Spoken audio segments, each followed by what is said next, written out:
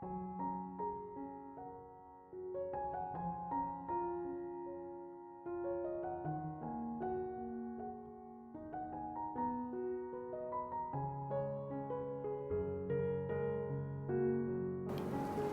Ibu, Saudara-saudari, adik-adik kaum muda yang terkasih, jumpa lagi dengan saya.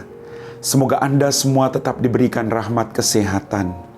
Apapun situasinya, mari kita tetap bersyukur. Kita siapkan hati kita untuk mendengarkan firman Tuhan. Tuhan bersamamu dan bersama rohmu. Inilah Injil Yesus Kristus menurut Santo Lukas. Dimuliakanlah Tuhan. Pada suatu ketika seorang ahli kitab berdiri hendak mencobai Yesus. Guru, apakah yang harus kulakukan untuk memperoleh hidup yang kekal? Apakah yang harus kulakukan? Jawab Yesus kepadanya, apa yang tertulis dalam hukum Taurat? Apa yang kau baca di sana?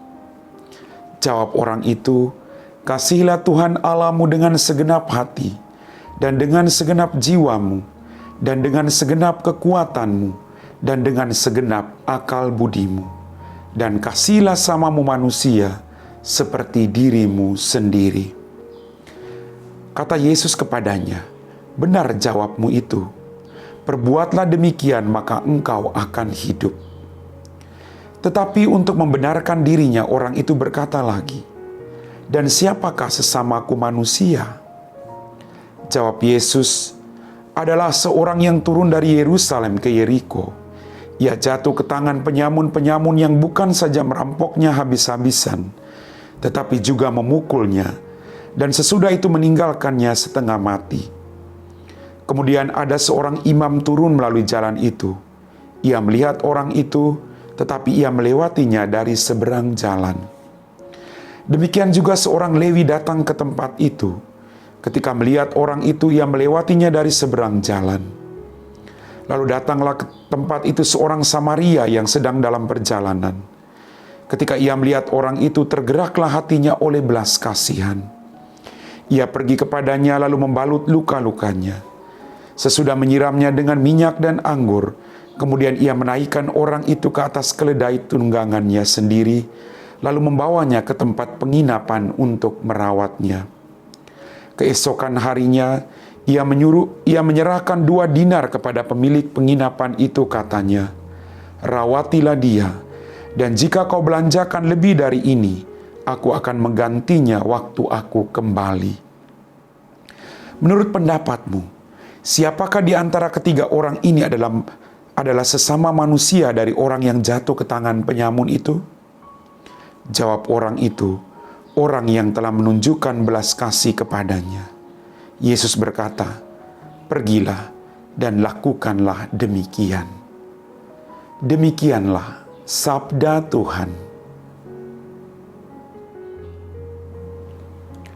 Bapak, Ibu, Saudara-saudari, adik-adik kaum muda yang terkasih, dalam bacaan Injil pada hari ini, ada seorang datang untuk mencobai Yesus.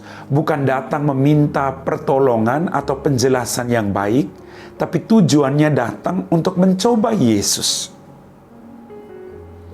Dia berkata, guru yang baik, apa yang harus kulakukan untuk memperoleh hidup yang kekal? Kemudian Yesus berkata, ada tertulis dalam hukum Taurat. Apa yang kau baca di sana? Jawab orang itu, kasihilah Tuhan Allahmu dengan segenap hati, dengan segenap jiwa, dan dengan segenap kekuatanmu, dan dengan segenap akal budimu, dan kasihilah sama manusia seperti dirimu sendiri. Mengasihi Allah harus di atas segala-galanya. Jangan sampai mengasihi Allah dengan setengah-setengah. Saya mau berdoa kalau Tuhan menjawab doa saya. Saya pergi ke gereja tapi malas, nanti khotbahnya panjang. Kita belum mengasihi Allah dengan segenap hati kita. Padahal Allah mengasihi kita, maka kita masih bisa hidup sampai detik ini. Harus kita sadari itu. Maka mari kita mengasihi Allah di atas segala-galanya dengan segenap hati, bukan terpaksa. Dengan segenap pikiran yang memuji dan memuliakan namanya. Dan kasihilah sama manusia seperti dirimu sendiri. Maka ditunjukkan dalam kisah tadi, orang Samaria yang baik hati. Orang yang kadang menganggap dirinya suci, bersih, tidak pernah menolong orang lain.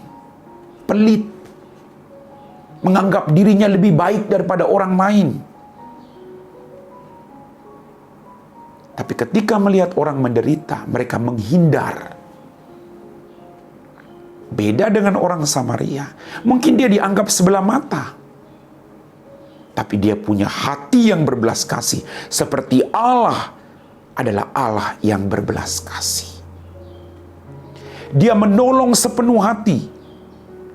Dia meminyaki, dia mengangkat ke keledainya, dia menuntun, dia bawa ke hotel untuk dirawat oleh dia.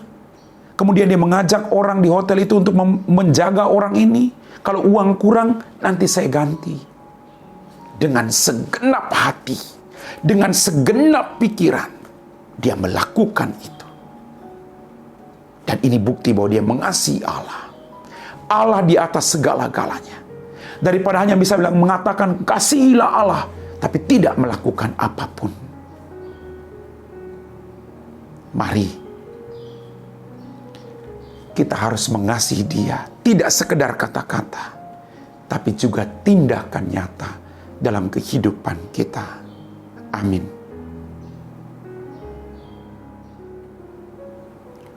Bapak, Ibu, saudara-saudari, adik-adikku yang terkasih, kita semua telah diteguhkan oleh firman Tuhan.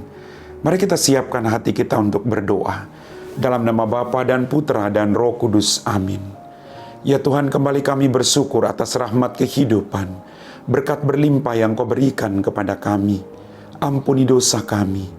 Pada kesempatan ini kami berdoa bagi mereka semua yang sedang menderita. Bantulah mereka. Jauhkanlah mereka dari keputusasaan. Ketuklah pintu hati sesama mereka untuk mengulurkan tangan-Mu sebagai perpanjangan tangan-Mu untuk menolong dan membantu orang-orang yang saat ini sedang dalam penderitaan. Berkatilah mereka dengan rezeki yang secukupnya Tuhan. Berikanlah mereka iman yang teguh untuk selalu percaya kepada Engkau, Allah yang tidak pernah membiarkan siapapun, Allah yang mempunyai rancangan yang baik. Kami puji Engkau Bapa, kini dan sepanjang segala masa. Amin. Tuhan bersamamu dan bersama rohmu. Semoga kita sekalian diberkati oleh Allah yang Maha Kuasa, Bapa dan Putra dan Roh Kudus. Amin.